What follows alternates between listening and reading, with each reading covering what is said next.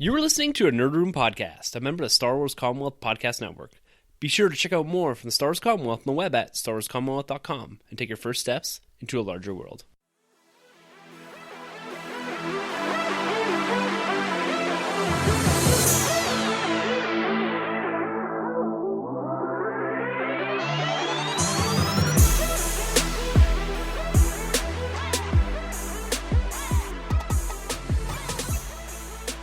Hey everyone, and welcome to the Nerd Room MCU Retrospective series, a 16-month look back into the Marvel Cinematic Universe leading into a weekend of release review of Avengers Infinity War. I'm one of your hosts, Tim. I'm Troy. And I'm Sunjay. And this month, we'll be discussing Captain America, the First Avenger, the fifth entry into the Marvel Cinematic Universe, starring Chris Evans, Hugo Weaving, Haley Atwell, Sebastian Stan, Dominic Cooper, Stanley Tucci, and Tommy Lee Jones, directed by Joe Johnson.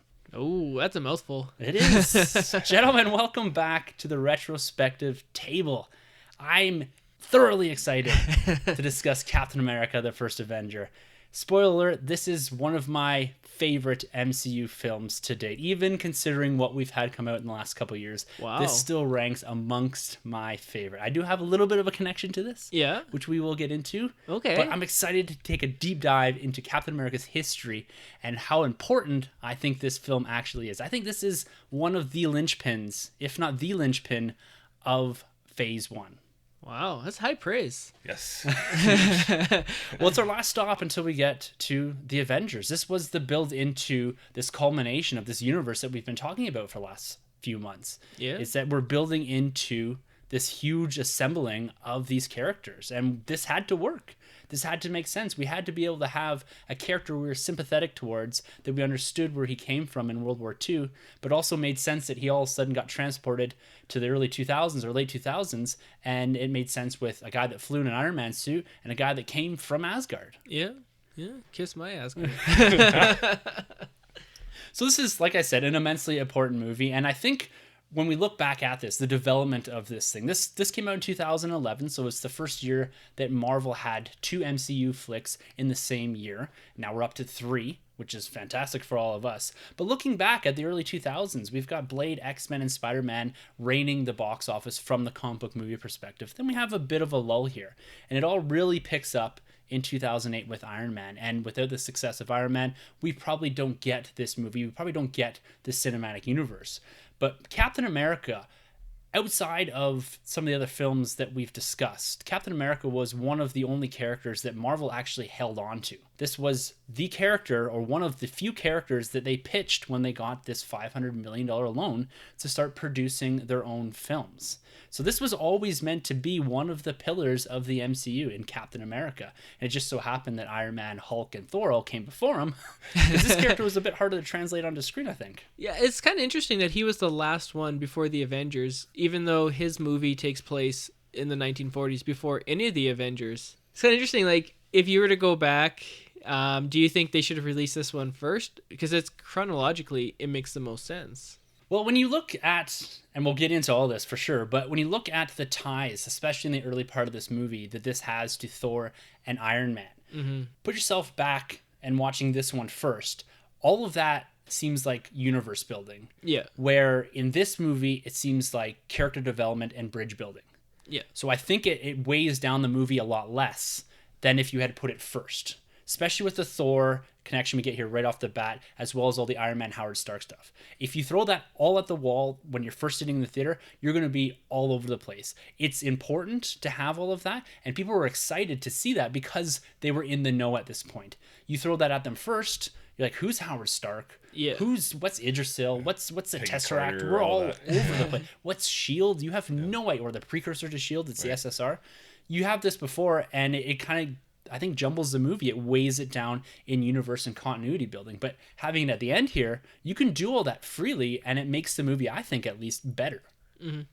Yeah, no, I agree completely with what you're saying. Plus, I like the fact that, the MCU kicked it off with Iron Man, like that rock and roll, feel good, high action. Everybody can kind of jump on board.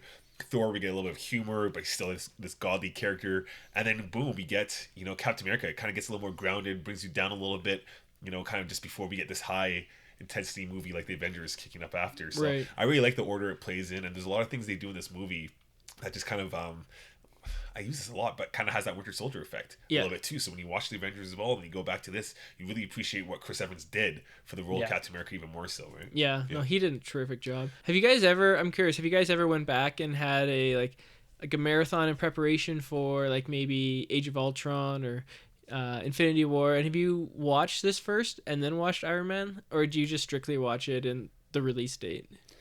Personally, I think the release order for at least phase one here, we had talked about in the past if there is some sort of machete order that you can watch this in. And I think maybe you can do that with some of the other films. But from what I was saying just a few minutes ago, I think it's really important to watch this right before the Avengers. This sets up your MacGuffin.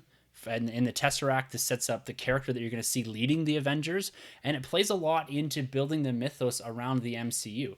Well, even going into Winter Soldier and going into Age of Ultron, this is still, like I said, one of those linchpin movies that I think you need to watch because it spends a lot of time organically building this universe and connecting things that maybe you wouldn't have seen before if you hadn't had the knowledge of Thor. And the thing with Captain America, too, that I think is so important is that with Iron Man, they took a bit of a risk because he's an unknown character, but he was a character that people could connect with because it's technology based. It was somewhat grounded. Yeah. And they took a risk with Thor as well.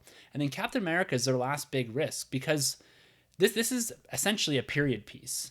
And you're trying to get this, like, we got the rock and roll with Iron Man, you've got Hulk, big green monster, you've got something that's a bit out there in space and building up some of the magic and all this, and then you've got a period piece. Yeah. Like, this had to work, this had to make sense aesthetically, and it had to honor the comic books while also feeling like a full, complete movie that led into something else.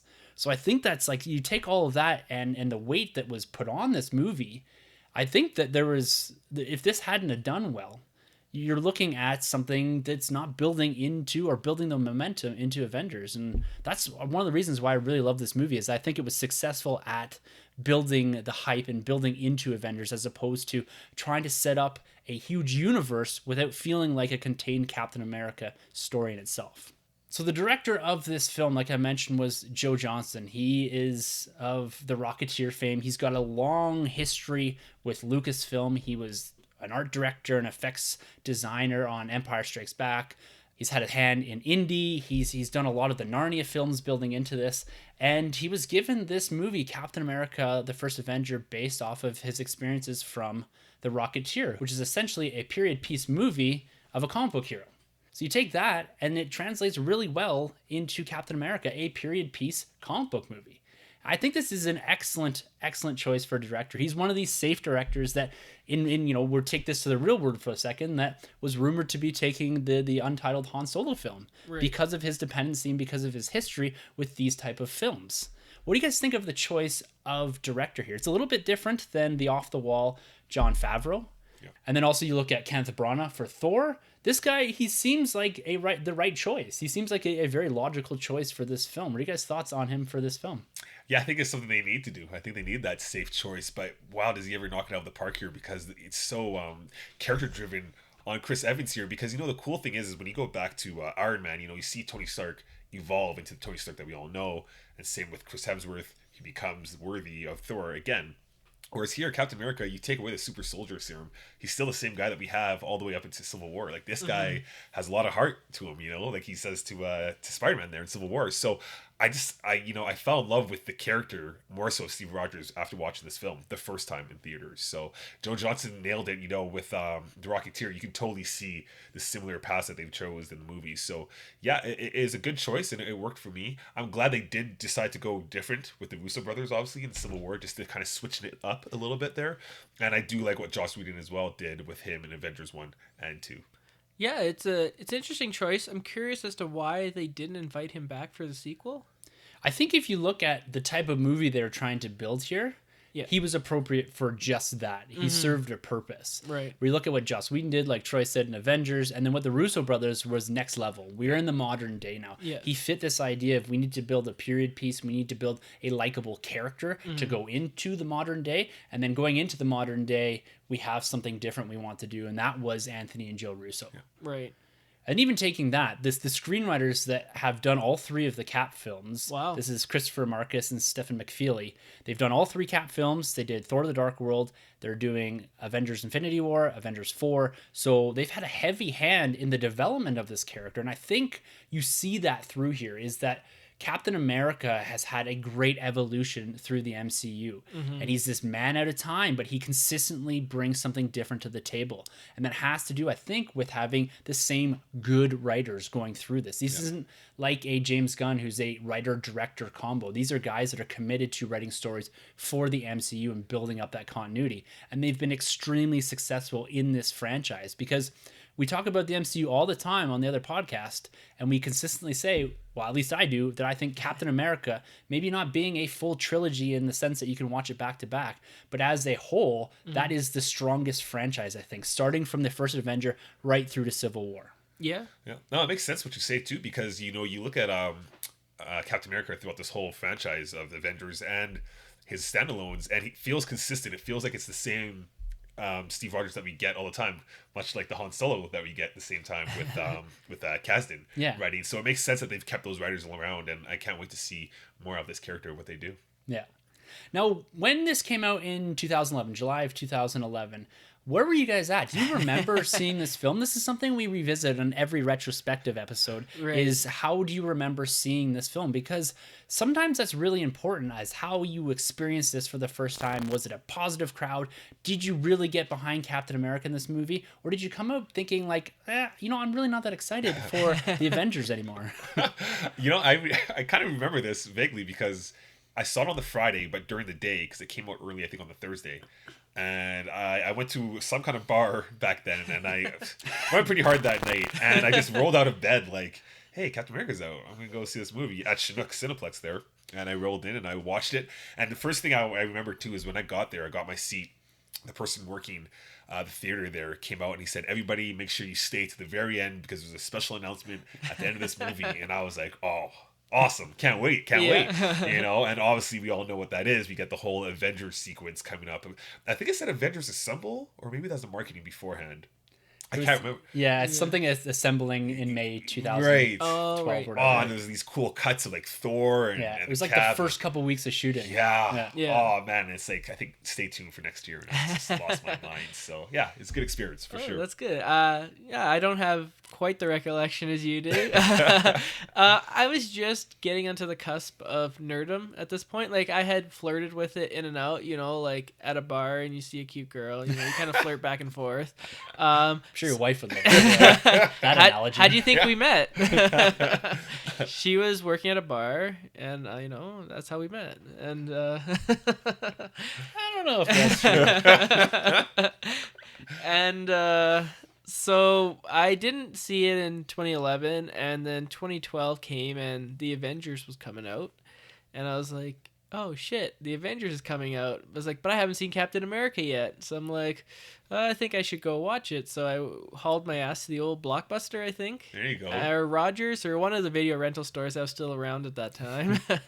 And I rented it, watched it, thought, well, it's pretty good, and then went to see Avengers like the next day. So that's my Captain America Rebirth story, I guess.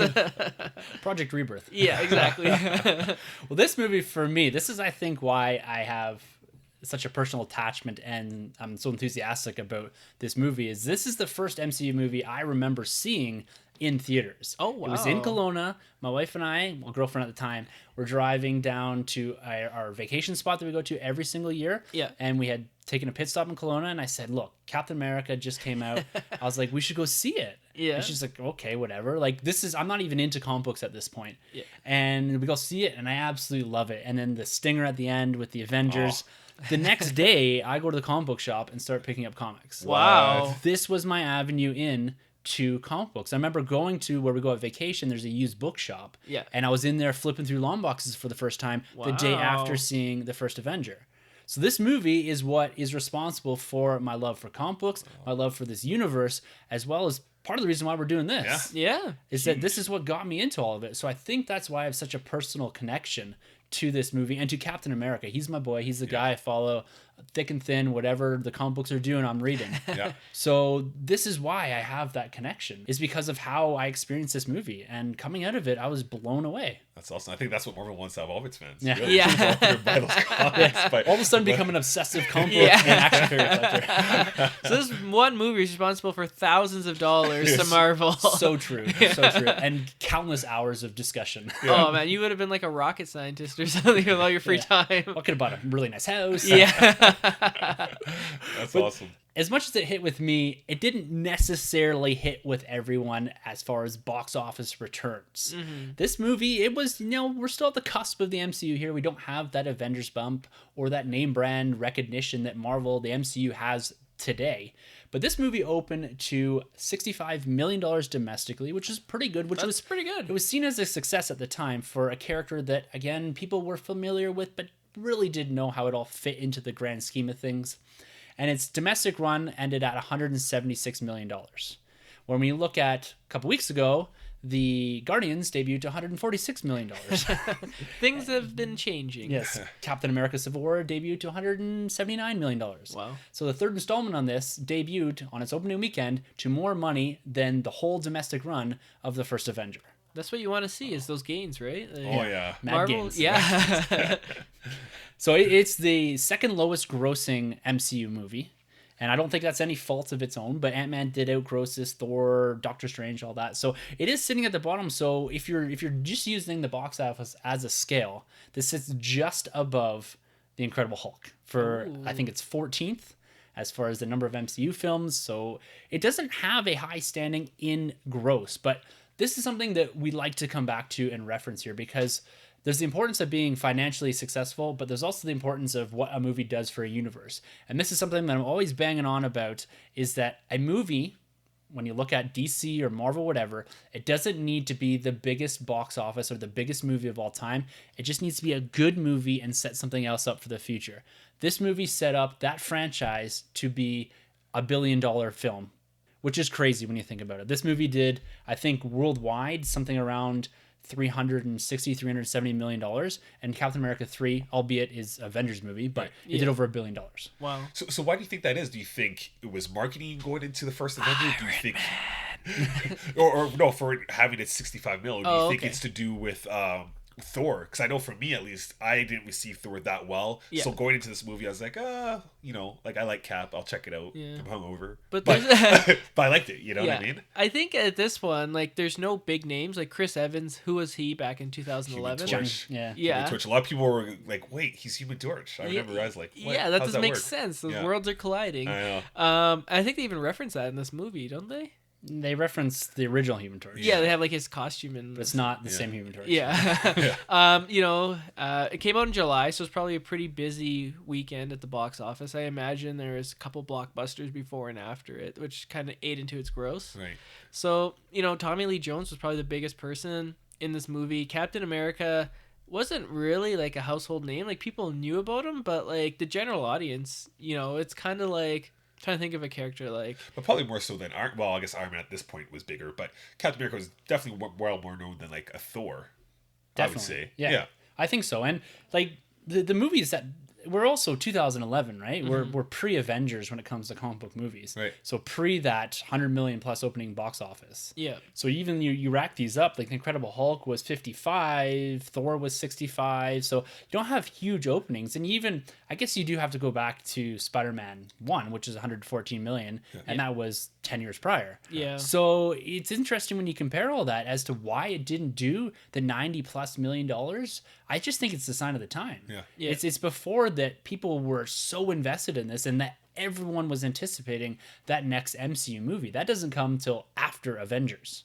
Because you look at just the relative scale of how these movies are doing post Avengers, everything has got double its opening weekend almost. And I guess too, now going past these one shots or these standalones, you could say you can piggyback now. You can have Captain America, Iron Man show up at Spider-Man to boost it. You can have Captain America pop up in Black Panther or Thor pop up in Doctor Strange. Whereas back then with these big threes, or the 4 movies, you couldn't really do that except for the Hulk at the end, but you couldn't really market it like Iron Man's going to show up over here. Yeah. It was still in its infancy. Yeah. The whole for sure. idea of even a cinematic universe. People weren't understanding what was going on, and the fact that it was set in World War II, people weren't connecting the dots that this made sense with a modern day Iron Man. Right. So this is, and we spoke about this in Wonder Woman too, is that this idea of the stepping stones and doing things right and slowly and building up your universe and remembering that, yes, it's okay to mess up at the start as long as you fix that as you go. And you really see that once you get to Avengers. And I think that's where Wonder Woman can benefit, or the DC extended universe, is that now they have that First Avenger-esque film that they can leap off of. I think at least they don't have an Iron Man film yet. I guess they do or financially, but not critically. Yeah. So it's all about getting past this stumbling block. And I think this was the last step for Marvel before they really became the MCU. This was still just solo movies, franchise movies. It wasn't a complete cinematic universe yet. Yeah, and they didn't rush things. If you look at some of the other cinematic universes that we have going, like Sony with Spider-Man, they tried to rush that. Big time. Transformers. Well, not Transformers. I guess they've taken Transformers has time. always been rushed, man. The Monsters one, the Universal Monsters. Yeah. It's like, okay, like this one, as you said, didn't kill it at the box office, but it's so important because Captain America is the heart of the Avengers, and it's pretty much the Avengers is his story. It's him. You're seeing the world through his eyes. He's the one who's unfrozen. So, if you don't have this Captain America, and I bet you, I didn't look, but I bet you this DVD sold over 100 million. Yeah, it may have. I don't know. I mean, I'm going to go out on a limb here. If we have any fact checkers in the audience. Okay, I'm going to look. While you guys are continuing, I'm going to pull this up here. I'm curious now. I bet you this is over 100 million Blu-ray sales, because I think a lot of people after the Avengers came out was like, shit, this is this is important, this is a good movie, so they went back and they ended up buying it. So when you look at that box office gross, it's a little underwhelming, but when you take in all the other factors, it was kind of like a boxer taking like a short jab so they can land a haymaker. There you go. Yeah, like that. Yeah. Well, it's an interesting point you bring up about him being important in the heart of the Avengers, because Joss Whedon, when he was developing the Avengers script after it was penned by Zach Penn and he's rewritten everything, he was using Captain America as the audience's avenue into the film. So you're very much on point there by saying that this is the audience's perspective. It's a Captain America story. And Chris Evans was portraying a character that he was not going to have any sort of feedback on prior to the start of filming of the Avengers. So very much like Wonder Woman did and has been doing, is that she's filming a character that she's putting out there and hoping that people like the portrayal of this character. Because if it doesn't land, you don't have the time to change it before the next sequel comes out. Yeah. So there was a lot at stake here. You had to really like this character that Chris Evans was putting to screen, and you had to be believable for you to really kind of grasp and enjoy the direction that Joss Whedon was taking the script and the perspective he was taking from Captain America Steve Rogers. So I just checked up the numbers. It's 113 million in DVD and Blu-ray sales. So There you go. that's pretty impressive. Almost as much as the domestic run. Yeah. It's crazy. Yeah. Well, Captain America, we're just going to break down a few of the comic books here. So I'm not going to go into a ton of detail because we've got a long movie to get through here. When you look back at Captain America, he was created by Joe Simon and Jack Kirby. So they're two first-generation Jewish Americans who really believed in their country. And this is an important piece of all this, is because Captain America, the first issue dropped in December of 1940. So this is 1 year prior to the attack at Pearl Harbor. And these two creators inserted America into World War II, which is quite a leap and quite a step. This is a whole year before America even makes their way into World War II or enters World War II. So you have a book, the number one issue, with a man with an American flag wrapped around him punching Hitler in the face. Mm-hmm. I think the reception of this at times wasn't as warm as maybe they had hoped. No. And it wasn't like the sales of this. This sold over 1 million copies. They were sending this to GIs in Europe to read. This was a big comic of the time. Mm-hmm. And we're sitting here, again, 20 years prior to the superhero boom, before Avengers and Fantastic Four and the Justice League and Batman and all that. So this is way before everything. We have a character in Captain America that is beating up Nazis. It's pretty admirable for them to go out on a limb, because I think it was some TV show, some documentary about superheroes, but they got a lot of flack for that. A lot of people were upset, saying, why are you inserting the U.S. into this war?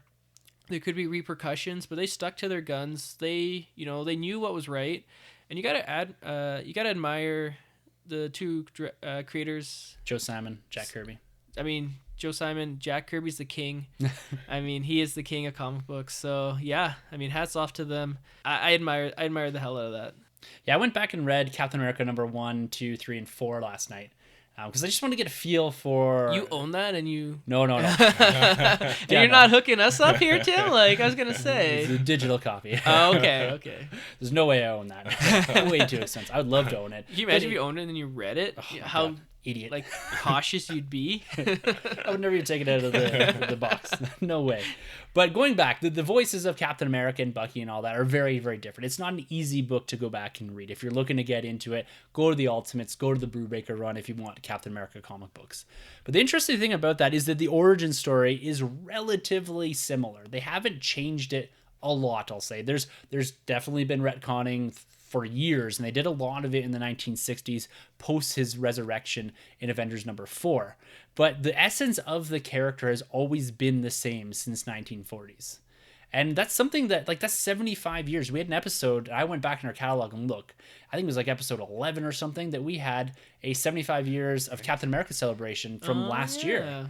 So this character's been around for 75 years. Crazy. Oh. And it's stretching all the way back to World War II. And that's one thing I love about this film is that they honored those origins. Yes, they bumped the years up a couple so that America was actually in the war.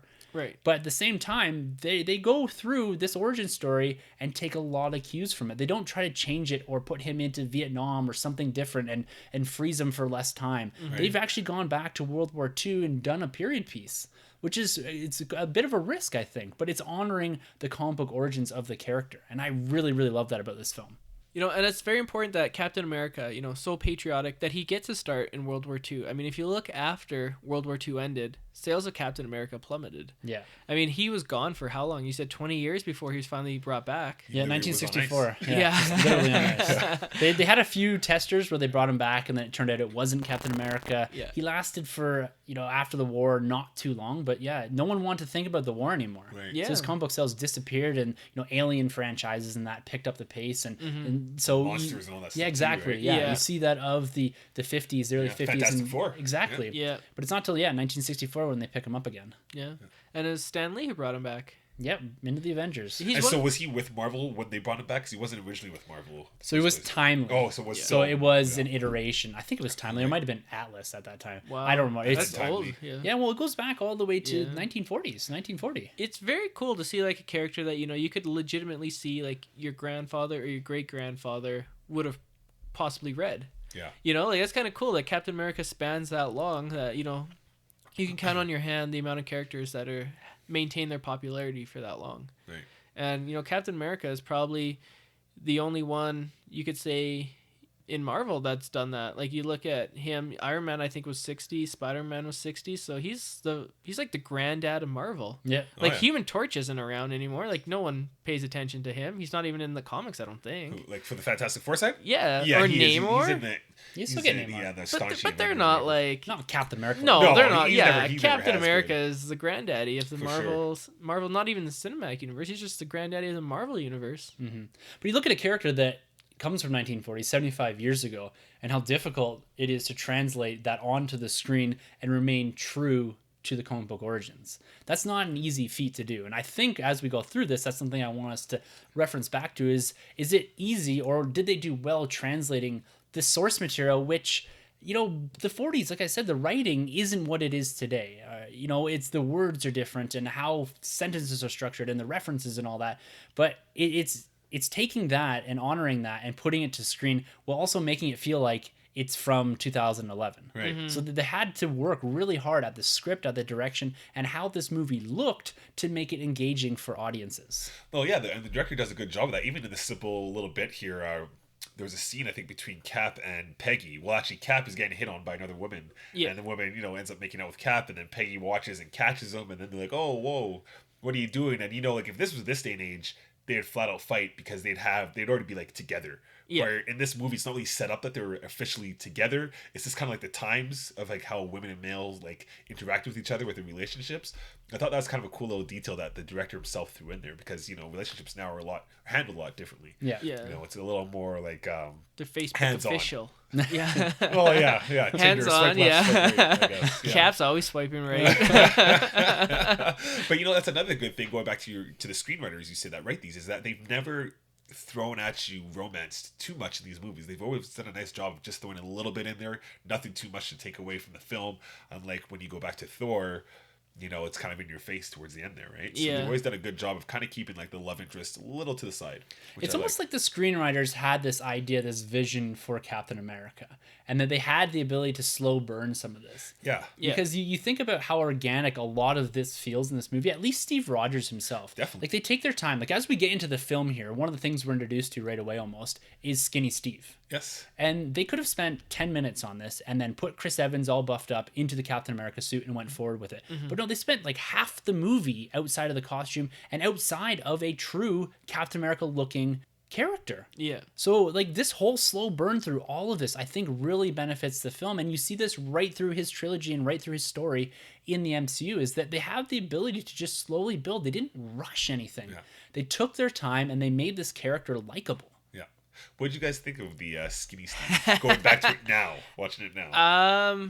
Truthfully, I'm not a big fan of it. Like, to me, it kind of reminds me, in Batman and Robin, where Bane like loses his venom and he becomes all like skinny. Yeah. He's like, horrible. Yeah. The CGI, like, I don't know, like, I get it, but like, I get why they did it, but I think they went like too far. Like, he looks like malnourished. Like, someone get this kid a sandwich. It's a literal line in the movie. That's what he says in the movie. Yeah. What are your thoughts, man? When I first saw it, I was like, whoa, that's incredible that they can do that. And it worked back then. Revisiting it now, I was like, they really didn't need to go that far. I mean, if you just had, maybe even if it was like even Edward Norton's body, I'm not saying an actually use that actor, dude. just an average guy. Yeah. Because man, it is taking me out for a little bit. We're watching it now. I mean, back when I saw it back in 2011, I thought it was incredible. I thought it was on par with like what they've done with the Tony Stark in Civil War when they made him look like a teenager. Oh, right, yeah. Now, not so much. Yeah. Well, surprise, surprise. I'm sitting on the opposite side of the fence here. Because I still think it's absolutely fantastic. Yeah. And I think it is a necessity that you have this. And when you look at, like, you're saying that he's too skinny, that's how he's supposed to be. But he looks like kind of like cartoonish. Like, like when like Bugs Bunny would flex his muscle and then like, it would droop. Flare down. Like, I kept thinking like Chris Evans' like arm would droop down or something. Like, I don't know, maybe it's too much detail here. Was Steve Rogers meant to be smaller than like a Bruce Banner? Banner's always the puny Banner. So He was Steve supposed Rogers to be like tiny. Yeah, tiny, that had all these ailments that just couldn't do anything. Like, he's supposed to be just so skinny, like sickly looking. Yeah. Wow. And like when they say, like, I think in the comic books he's like less than 100 pounds. Wow. Like Tommy Lee Jones makes reference, you brought a 90-pound asthmatic onto my base. He's supposed to look like that. But also, like, they tried really hard to make it look like Chris Evans still. Yeah. And have you ever watched the how they created that, like the behind the scenes? I saw a little bit of it way back. It's interesting because they did, some of it was, and I think one of the important things they wanted to hit on was that it was always Chris Evans acting. It wasn't someone else acting. They didn't want to use or recast and do someone else for the Skinny Steve part and then have him transform into that. So they did a lot of scenes where they literally, and this might make you appreciate the CGI a bit more, they took Chris Evans, he did the acting, and they literally just shrunk him. Oh, wow. They took his face, they sucked his cheeks in, they took away that jawline. Yeah. They decreased his chest and all that. Because I guess, and this is just from the behind the scenes, that they were thinking about doing like the Tom Hanks Castaway type thing. Can we have Chris Evans lose a whole bunch of weight? Christian Bale when he went skinny. Okay, Yeah. gotcha. But they're like, we don't have the time. We're on too tight of a time frame for him to do this and then put on all this that muscle. weight back, So, and then a couple other techniques is that they had a really skinny guy, and he would take place, and then they'd slap Evan's face on there. Right. And so it was about whatever worked for the scene, whatever made the most sense. So sometimes it's Skinny Steve where they've shrunk Evans down. Sometimes it's a body double. Mm-hmm. And when they're doing the body double, they'd have to do one shot with Evans, one shot with body double, one shot with nothing for referencing. Oh, okay. So it's 3 shots of the exact same thing. So it's pretty incredible the techniques that they used to work around this. And I think, for me at least, it worked. It made the start of the movie at least hit home as to who this guy was. You were supposed to believe that he was this altruistic, good dude, and kind of not think about the physical part. That comes later. And I think that for me, at least, it really hit home that he was actually this 90-pound asthmatic. Yeah. Like, it made sense. They could have, I guess, too, they could have really stuck with it to being only 10 minutes in the film and then went to Evans, but they stuck with it. I think that I really give them a lot of credit for that. Like, I'm not knocking like some of the stuff he did. You know, he was pretty heroic when he was like 90 pounds. Like, he had the shield I and do this like all day. yeah. But to me, it's just like the look. I just thought they went too far. Like, Yeah, it's just the look for me. I like what they did. Like, Yeah. I appreciate the fact that they did it. It's just the way it came off now. But Interesting, because I watched this last night. I was like in marvel of it. Yeah. I was like, wow, this looks great still. Like that. This movie was what, 7 years ago? Yeah. 6 years ago. Yeah. So it like the CGI, at least for me, holds up at this end. There's other parts that you can clearly see they're on wires or green screen and that. Right. Yeah. But for me, at least, they dumped the majority of the budget into this. I what think. was the budget? I don't know. It's had to have been. It was less than 200. It was probably 140, something like that. Yeah, so they probably didn't even turn a profit then. Internationally, they made like 350, so they turn a bit, probably 50, 100 million or something like that. Something So, like that. Yeah. But let's kick off with we've talked about Skinny Steve here, but we're into the movie. But let's go back to the start here and the decision that Marvel made to start this movie in the modern day and then spend 95% of it in a period piece or in World War II in the past. What are you guys' thoughts on how this movie kicks off with the introduction of the Arctic and the reference kind of to Colonel Fury and all that, and how they introduce this movie, how they start this movie in the modern day to kind of kick it off here instead of going directly into 1942, 1943? Well, I would have done things a little bit differently. I would have had Steve looking for a picture of the Howling Commanders with Steve. Oh, okay, Wonder Woman. No, I totally dig it. Like, it totally works because you know it's gonna get there eventually, anyways. And then you kind of people who don't really know Captain America, they see like they're digging through the ice trying to find him. Like, they're like, what are they trying to find? And then they go back. So I dug that. I thought that was a good way to start the film. Yeah, I agree. I really like what they did there. It really sets the tone for the film up, and it's really cool. You know, you get that technology too with that laser spinning down, going through the ice, and you know, they're exploring there. I really love what they did there. It's kind of like horror elements too, because you start off with Red Skull, you know, and he's like going through looking for the Tesseract? Yeah, the Tesseract, yeah.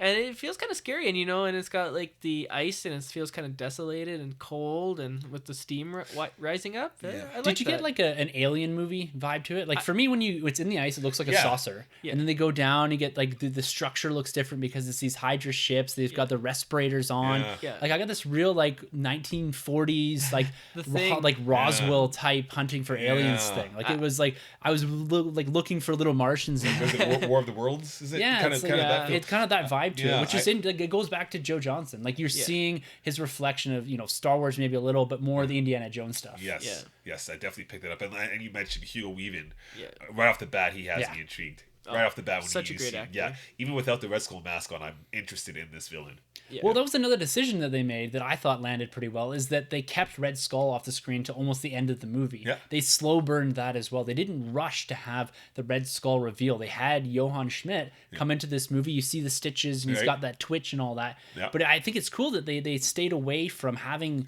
this reveal. They slowly kind of tease this idea that he is the opposite side of the coin of Captain America. He is of the same origin. That's something we go back to every retrospective, is your villain has the same origin as your hero. Yes. And they're one side of the coin or the other. Yeah. And I think leaving this as the same way you go through this whole film with Steve Rogers, Skinny Steve, into the eventuality of Captain America, they do kind of the same progression with the Red Skulls. They slow burn you through this. They don't rush it. And I love that. I really like that. Do you think it was necessarily because of like the makeup? Because Hugo Weaving's kind of made complaints, little minor complaints going forward, why you don't see him is because of the makeup? Do you think it's the budget? Or do you think that's just Joe Johnson's choice? I mean, I really like it because it kind of keeps it a little grounded too. You don't see this Red Skull constantly throughout the film.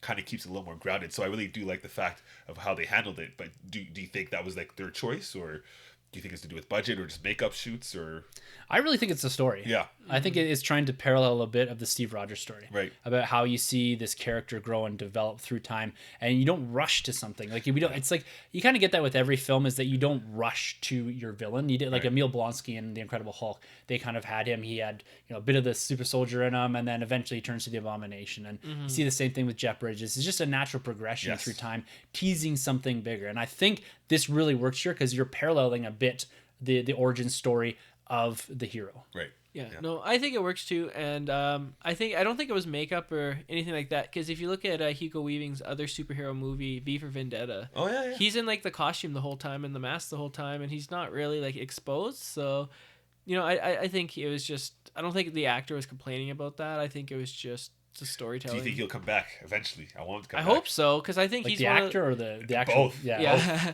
I think Both, he's probably yeah. top 3 best villain that the MCU's ever done. Yeah, I think he's he's highly menacing, underrated. yeah. Yeah. And he's so important to the MCU. But it'd be cool to see him if he was like pulling the strings or something like behind the scenes, and then I just don't want him to be like the master of Thanos. Like I don't like. No, not that The degree. the longer and longer they wait, like if he had to come back in the Winter Soldier as the head of Hydra, he was kind of pulling those strings. Yeah. I could maybe get on board with that. Like a lot of people thought that what's his name, Robert Redford was the Red Skull. Like he was Oh, eventually no. going to pull that mask Oh, off no way. and be the Red Skull. that He would was have been really cool. the one kind of pulling the strings for all Wow. this. But as we get further and further into the MCU here, I think he has less and less of a place in the Captain America story. Like it's almost too far. Like him coming back is going to be like this whole fantastical thing that he's been off in the cosmos for however long. Or if he comes back as a lieutenant with Thanos and Infinity No, War, I know how he's not going to for come me. back. So they're going to have someone walk up to the White House, and then Donald Trump's going to reveal his mask and be Red Skull. He's gonna come back in Phase 4 with the Fantastic Four, and they find out they've been trapped in the Tesseract. Well, no, I guess that doesn't really work. Who No, knows? I don't never know. mind. It's the negative zone. No, that doesn't work either. No more remind me of that terrible, terrible movie. Well, speaking of the Tesseract here, this whole first part of this movie with Johann Schmidt, it sets up and it ties a lot of the MacGuffin for the film in the form of the Tesseract, but also connects us up to Thor. We have the mention of Odin's Vault, we have the mention of Yggdrasil. So this is concepts and ideas that we saw in the movie previous, even down to the line where he says, "What others see as superstition, you and I know to be a science." So again, referencing almost directly what we get in Thor about this, you guys call it magic, but it's just science or whatever that you don't understand yet. Yes. Right. So it's really cool how they're paralleling that. And that really made sense to me and really clicked for me because we've just watched Thor. And I think that links up that movie that they're almost at opposite ends of the spectrum, but it really ties these movies on on a foundational level when you're looking at the science is magic and Yggdrasil, the whole mythos behind Thor links up really nicely here. And we're in Norway as well, we're in Scandinavia, so it links up really nicely with Thor. Right. Yeah. It brings it together without doing the Iron Man 2 hitting you over the head with the setup. Yeah, exactly. So, it Yeah. works. Exactly. And after we get through this whole opening sequence, we shift to New York. We're in a post-Pearl Harbor New York. We're in a war-torn or a war-ready United States of America. What do you guys think of the whole aesthetic of the film here? It kind of switches and shifts from, we've got this early start in the Arctic, and then we've got kind of this setup with Johann Schmidt, and then we go to something completely different. This is the period piece that I love. What do you guys think about the look of all this and the setting here in New York? Well, I think, just looking at the colors of this film, I mean, we have it playing in the background as we're doing this retrospective series.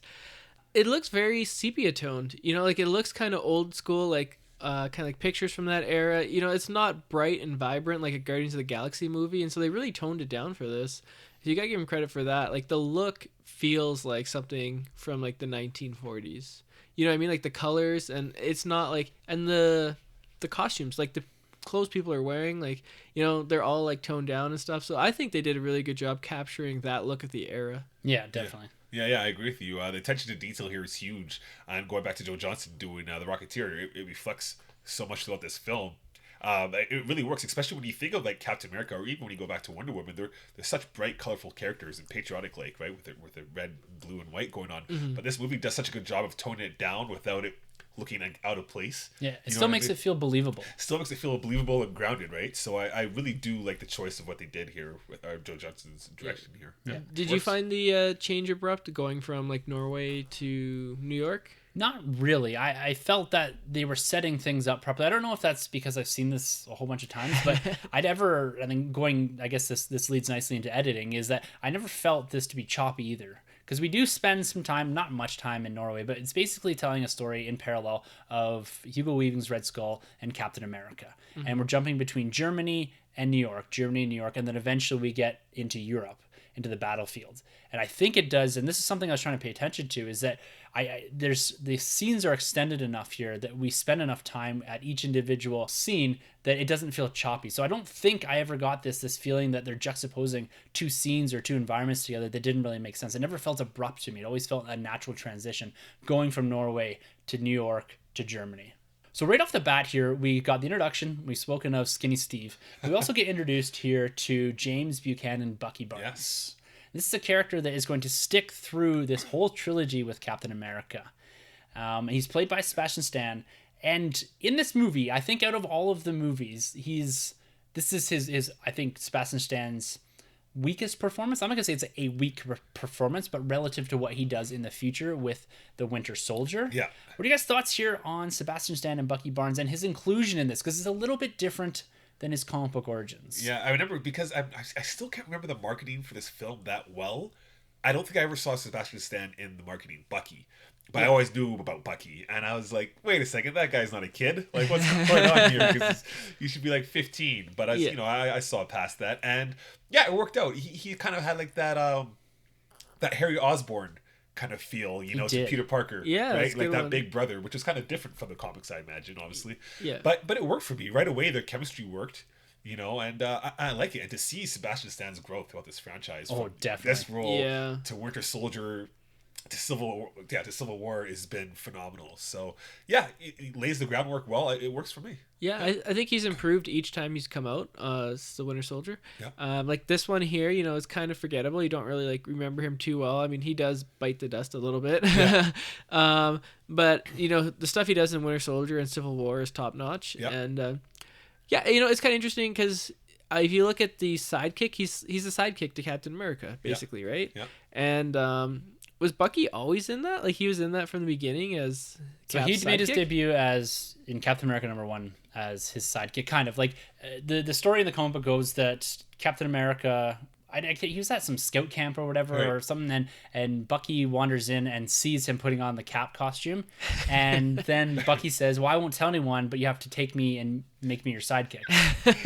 And so it's like this, it's a bit ridiculous. So it's very different from that, but I see it's less of a sidekick, more of a partner. Yeah. In all of this, and a best friend, a brother type thing. Right. I So think that Chris relationship, Yeah. he doesn't adopt him Aww. because they're both ancient. It's funny too, because I always knew, especially at this point, we already had the Winter Soldier comic, and I've never just seen Winter Soldier the movie coming out, and I'm like, yeah, that's Bucky. He's Winter Soldier. Yeah. And my fiance, girlfriend at the time, was like, "Whoa, like, spoiler! I didn't know that." I'm just like, yeah, I guess that would be a spoiler. Like, for the general audience, you wouldn't know that he lives throughout this movie and then becomes the Winter Soldier. So I guess. Yeah. Do you guys feel like this movie does a good enough job setting up the bromance between the two, where we feel the emotional attachment carry throughout the rest of the MCU? Like, do you feel the scenes that they showed between these two carry enough weight and make it believable that Cap would turn his back on Iron Man in Civil War? So you're asking if all of that is deserved by the time we get to Civil War? Yeah. Do you think like this movie, because this is the linchpin, I mean, this is the only time we see them set up when they're both in Brooklyn in the 1940s. It's funny you say that, because that was something I really tried to concentrate on when I was watching this, to do this retrospective. Yeah. And I really think they do. At first, when I remember watching it, I remember it not really carrying that much, and we may be benefiting from a bit of hindsight here with the Winter Soldier and Civil War and the rest of the MCU. But when you look back at this, and particularly at the end, Captain America really blames himself for the death of Bucky. And I think that weighs into future decisions as to why he almost will do and sacrifice anything for Bucky. Like, when you look at it and you think rationally, in the Winter Soldier and even into Civil War, why does he back up Bucky in all of these situations? He never casts any sort of doubt his way. It relies a lot, like you said, on this movie and building that relationship, because outside of that, we really have nothing. You get a little bit in the Winter Soldier about how Bucky took him in after his mom died, right? And you get a little bit about this protectionism of Bucky and all of this, and you see him wanting to reciprocate that when he finds out that the troops were pinned down by Hydra and captured, and Cap wants to go out and rescue him. So I think for the most part, it is deserved. I would have liked to see maybe a little bit more, but I really don't know what else you could have done to make it a bit more believable. I think there is more, but how you'd go and approach it, I don't really know. I know. Yeah, I agree completely with what Tim said here. I mean, yeah, we could have seen maybe a little bit more, but we haven't. But that's fine by me. I don't really know what else you really could have done. I mean, we already went and did Thor. We already got to see, him and Loki's relationship as a kid. We already explored that. To kind of see them play out the same thing with him and a young Bucky as kids, I just don't think it'd be necessary. And I think it is Winter Soldier where he states the fact that he not adopted Cap, but took him in, right? Yeah, we do get that brief moment of Skinny Steve. Yeah, and about him taking him in after his mom dies, and he has no one and all this, right? So it's building into that a little bit here. Yeah. But you have to believe that he would blindly do anything for Bucky, and I think for the most part you get it here. Yeah. No, I think it does a good job, and especially that train scene where he falls off into the water and you think he's gone. You kind of feel that with Cap. You feel him that one hurt him. It definitely did. Yeah. But the pair of them, before they do take off to war, do have a little bit of fun. They attend the 1943's World Exposition of Tomorrow. Yeah, Disneyland. Stark Expo, Epcot Center, whatever you want to call it. This is a really fun scene, and it's got a lot of Easter eggs stuck in it because this, again, we've confused this on previous podcasts about how this feels so much like Iron Man 2, or at least the start here with the Stark Expo. This is what he was trying to parallel and reference in Iron Man 2 when he was trying to say, this is what my dad did. I wanted to do something similar and honor him about that, or with that. And I think it's really cool they included it here. And the fact that we get the appearance of Howard Stark, played by Dominic Cooper, really cool. We get the little thing with the synthetic man and the red suit of the original Human Torch, which again is a callback to the 1940s comic books, which is fantastic. And this whole scene, even with the flying car, we're getting the kind of the initial stages of what eventually I think become Iron Man's repulsor rays, the flight. And the red car even is really cool because it's Iron Man red. And then you go to Agents of S.H.I.E.L.D., and Phil Coulson's got a flying red car. Well, yeah, see, that's what I was related it to, is that Nick Fury, he always had the red floating car. That's, again, So I'm like, oh, okay, cool. But yeah, then the repulsor's Iron Man. Okay, I get that, yeah. So he's also the rubidic repulsor, or reverse technology, or something like that. Yeah. So I think it's kind of a precursor there. So they're connecting again. They've spent a bit of time connecting Thor, and now they've connected Iron Man, that whole universe. Right. So again, we're sticking here. If this had to come before, you'd be like, I am totally lost. But now that it comes after, you're like, oh my God, we spent 15 minutes in this film. We've got the introduction of our hero, our villain, the sidekick, as well as connection to the wider universe. This is economic storytelling at its finest. That's right. And Tony's dad. I mean, it's so cool. I was going to mention, so going back to that Human Torch that we see, do we think in this movie verse, because I guess they haven't confirmed it, do we also think that could also be something to do with the Vision? Because I know obviously in the comics it was like Wonder Man's body, which then became the Vision. Yeah, it was like pieces of the synthetic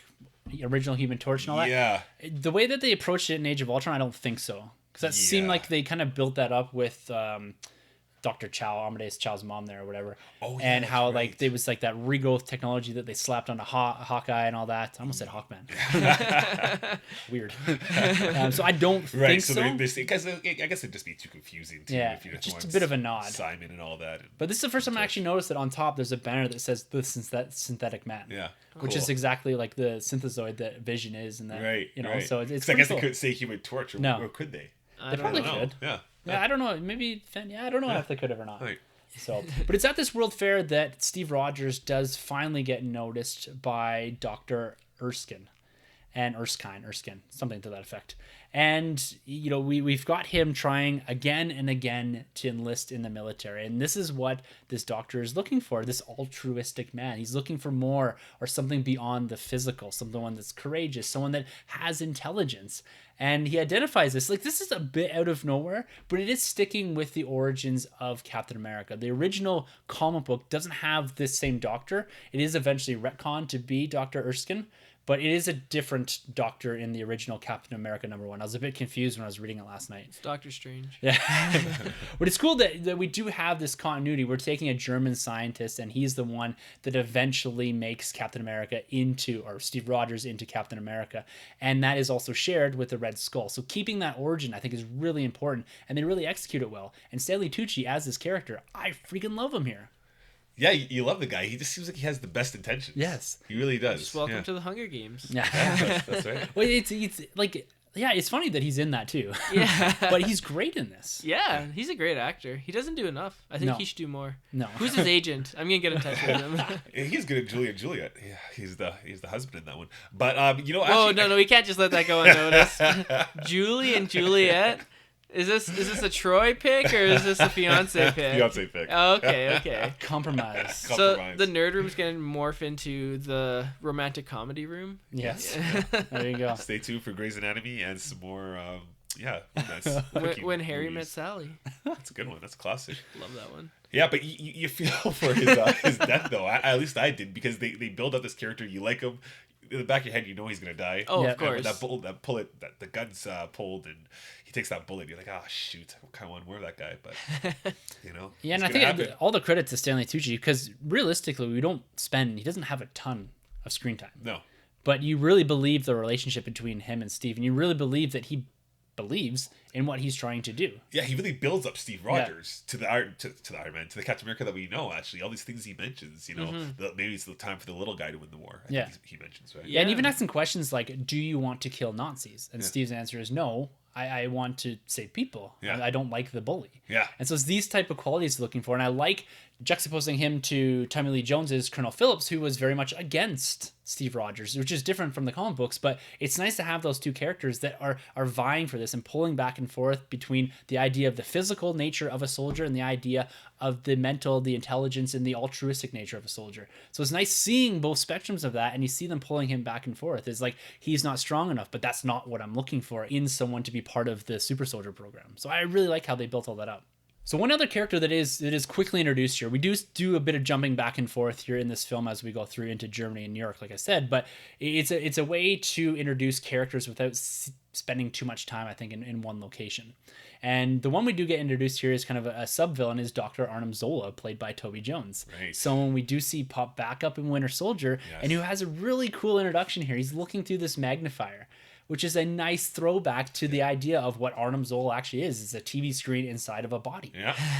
And we all said they're never going to pull this off in Winter Soldier. Yeah. We all thought this was the only time we're going to get that little nod to the Right. proper Arnim Zola, but they did it in Winter Soldier. And I think that this character here, Toby Jones, him being the right-hand man of the Red Skull, is great. I've said it's great and I love it. You're going to hear that continually throughout this. But every character here, I'm absolutely loving. The casting here is absolutely fantastic for this whole movie. The casting is spot on, and this character works so well with Red Skull there. And I really do like, I know I'm jumping ahead here, but I do like the setup that they actually put in here for Winter Soldier. I never really paid too much attention to this scene actually until now, going back to it, watching it the other day, and I'm like, okay, this is where S.H.I.E.L.D.'s going. This is where S.H.I.E.L.D.'s heading, and this is where Hydra kind of pops in and gets inserted. Yeah. Well, you look at like how that with Colonel Phillips, you have that interrogation scene. Exactly. And you see him talking about, it's basically the brain drain of Europe post-war, is that they take all these German scientists and insert them into American institutions. Right. And this is why we eventually get the Arnim Zola that we see in Winter Soldier, and the progression of how Hydra sneaks its tentacles into S.H.I.E.L.D. Yes. Yes. Yeah. So Genius. it's all seeded right here. Yeah.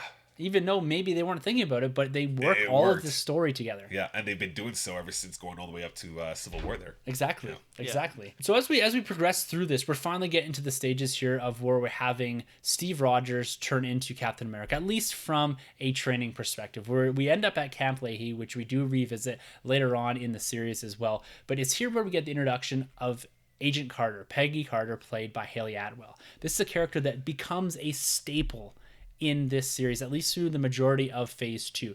She makes appearances in Agents of S.H.I.E.L.D. She has her own show of Agent Carter, Age of Ultron, Ant-Man, The Winter Soldier. So she is, yes, much older, but she becomes someone that ends up being the glue through a good chunk of this universe post the death of Phil Coulson.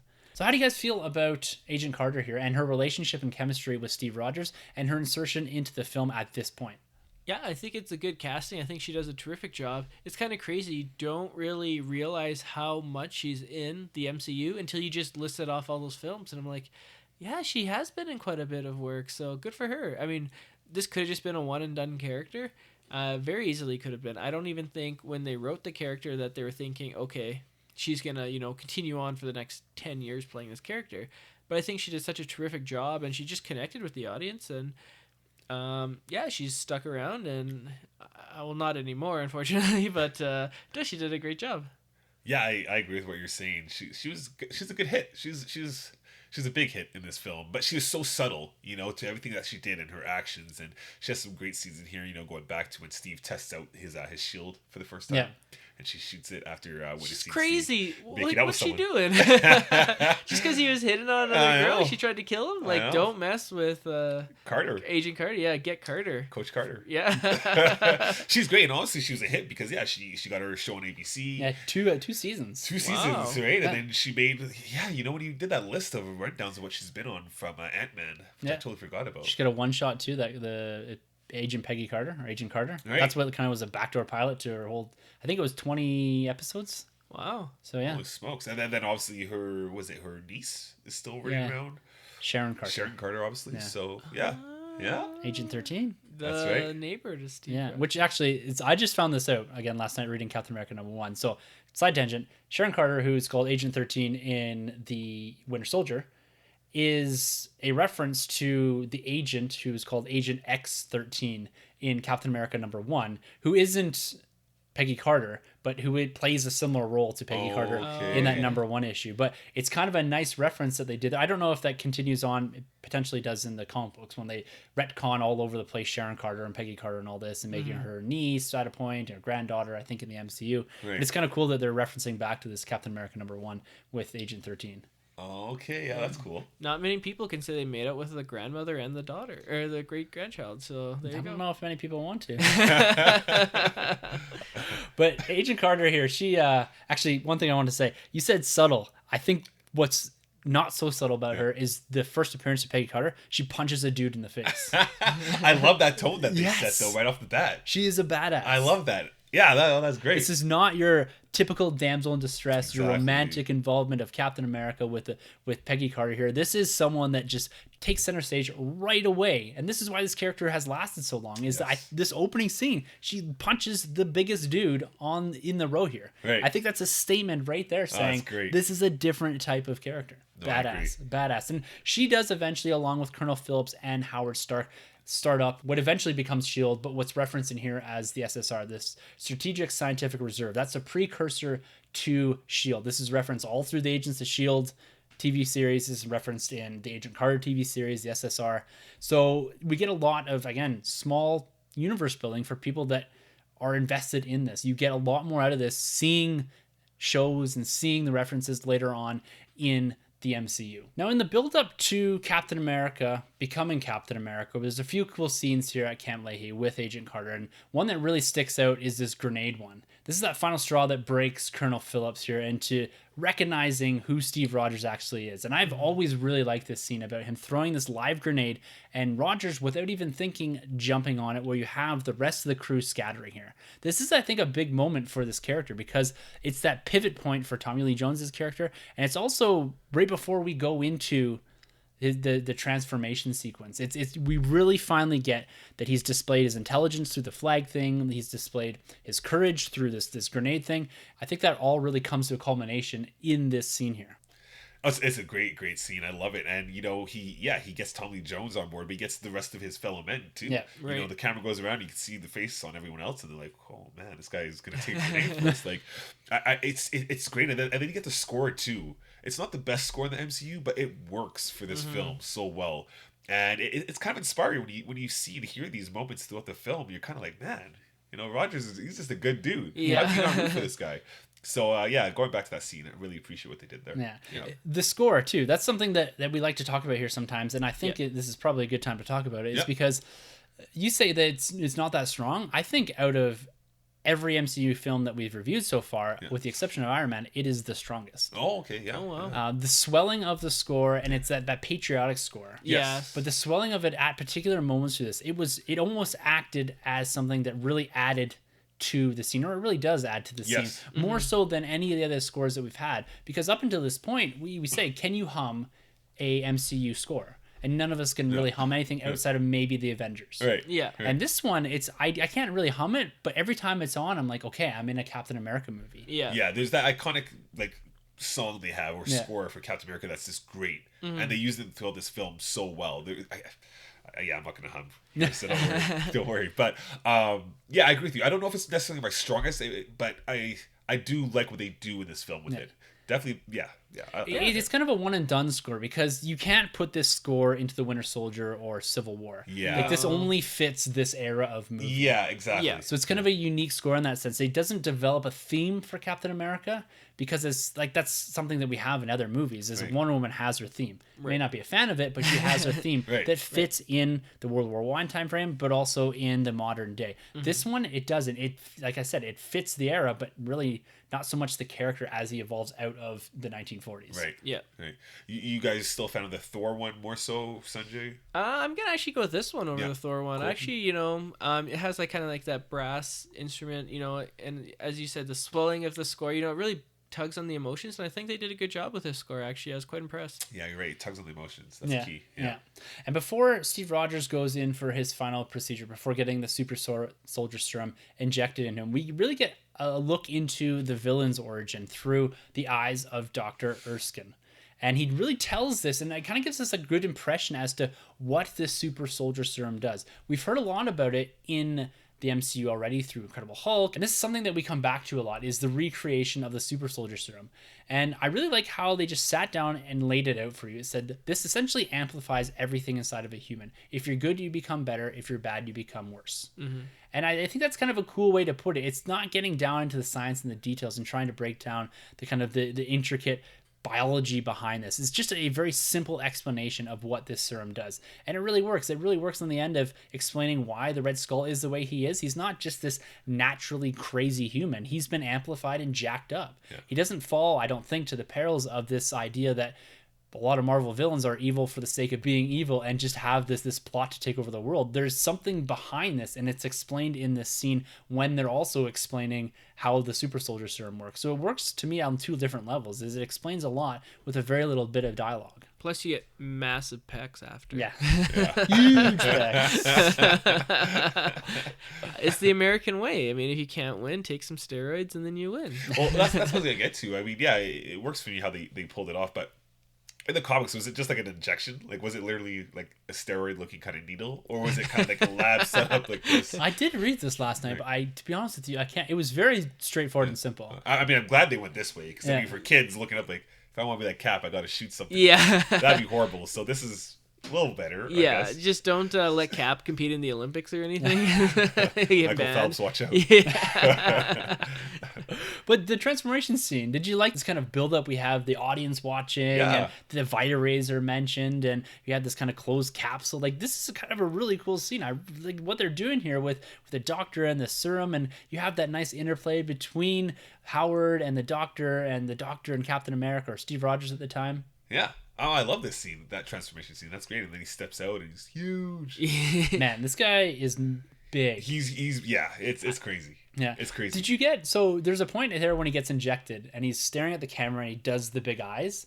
Did you get Edward Norton in the Hulk from that? Yeah, a little bit. Yeah, like totally. That, I don't know if that was on purpose or not, right. but that's the only real connection to Hulk that I can see. Right. Like, other than the fact you had the super soldier program or serum and all that, which kind of links all that up. But that one moment with his eyes shooting open, I was like, he's hulking out. Yeah, and he kind of does. Yeah. I'm surprised his pants stay on though. They do shrink. They do have smaller pants on. But off the back end of this transformation, we get the assassination of Dr. Erskine, and we move into finally the first real action sequence of the movie. This has been a movie filled with character development and organic growth in characters and development of a plot, development of a narrative, but we haven't had any action in a Captain America movie yet.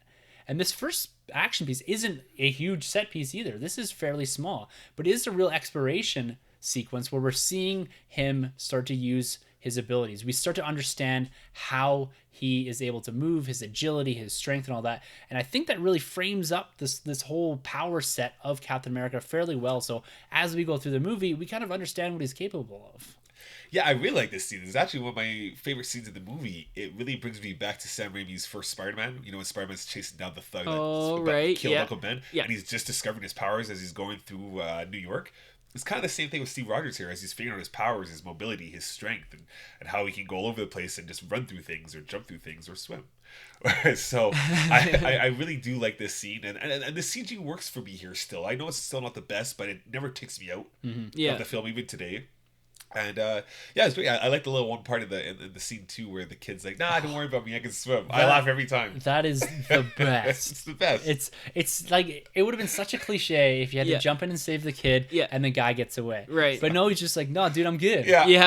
It's Love great. it. It's great. We didn't have any kind of humor like that throughout the film at this point. Yeah. So when they threw it in there, I wasn't expecting it. And I was just like, I really like that. This movie's about subtle humor. It's not. It doesn't hit you over the head with anything. But some of the interactions between Bucky and Cap, like especially when when Cap finds Bucky, there's like kind of that banter back and forth. Some of the banter with the Doctor, stuff like this. Yeah. It's probably the least funny, Yeah. but for still sure. one of the most well executed in inserting little pieces of comedy in the whole MCU. That's right, and it never feels out of place. No, Never. no, exactly. I'm gonna disagree with that. There's Okay. one thing, the humor that kind of took me out was the scene. We'll get to it later, but they're fighting in the warehouse, Cap and Red Skull, and you have this really cool like battle. They're going back and forth, and then you see like Zola pulls a lever, and then the pathways part, and they're like pulling apart, and then you can see Red Skull's face kind of like drooping off. Like you can see like the red underneath, and it looks so creepy. Yeah. And then I think like the tension is like palpable. You're like, oh my god, like what's gonna happen next? Yeah. And then Bucky throws out the one-liner. Like I can't even remember what it was, but it's I like, really like this. what? No, it's But he says you don't have that, do you? yeah. To me, it I felt like like that. I don't think that's bad at all. Yeah, I remember that what? part. No, man. To me, it felt like the air in the balloon got let out. I was like, No so way. like, Really? let's do this. But that builds on the banter they had before about him being like, "Oh my God, you're taller. Like, what happened to you?" Yeah. Yeah. Yeah. I think it's just like, oh, And they've had that throughout the whole franchise. I think Yeah. in not Winter Soldier, but in Civil War, they have some banter as they're fighting too. Yeah. You know? So, I don't know. okay. I just didn't think it fit in that time. But like that's just me. I'm a curmudgeon who hates humor. So that's true. You like DC. yeah. Also, in this quick action piece, we get him picking up the door with the star on it, which is the Yes. second time we've had the shield reference. One was the garbage can at the start, Yeah. and the second one is this door with the star on it. Again, another nice foreshadowing. I love it. It is kind of on the nose, but at the same time, it's great. Yeah, I like that. The garbage can, I don't know if that's a reference to the first Captain America movie, or maybe part 2, but there's one when he picks up a garbage can. That is lid. this one. No, but like the old Oh, Cap like when he's movies. like in like the motorcycle, like the Oh, Yeah, like 90s. the original ones. I think Yeah. he does that in that film too. So I Oh, didn't know really? if yeah, I think so. Oh, Yeah. man. I saw that once, long time ago. Yeah. Should we rewatch it? That's No. okay. I think there's like 3 of them. Yeah, Captain America 90s. Super Dave, Captain America v Yeah. Super Dave, Yeah. same thing. Captain America, Death Too Soon. Yeah. Well, this is the first time that we actually get a full Chris Evans in this. And why don't we just pause here for a second and talk a bit about Chris Evans in this role. Chris Evans was the first choice for this, and he refused it numerous times. Really? Yeah, they went after him for, I think, 6 movies. He wanted nothing to do with these big, long, extended contracts. And he's always been the one that has slowly come to accept the role he's playing.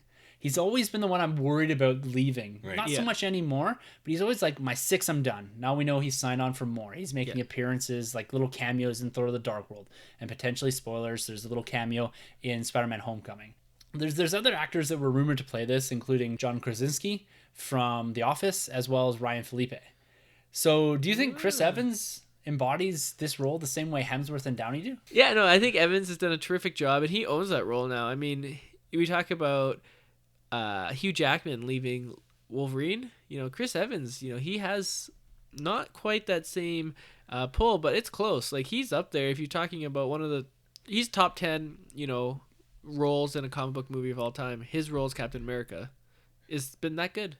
He's synonymous with this. Yeah, he owns it. You know, I remember again going back when they said Human Torch, you know, basically is Yeah. the Captain America. I was like, well, I get out of here. And then the minute I saw this film, I was like, he killed the role. I think there's even rumors before that Sebastian Stan was also up for Yeah, it. I think and he- Will yeah. Smith, which was like way back, like Will in the Smith? late 90s, Yeah. I think. Get jiggy with it.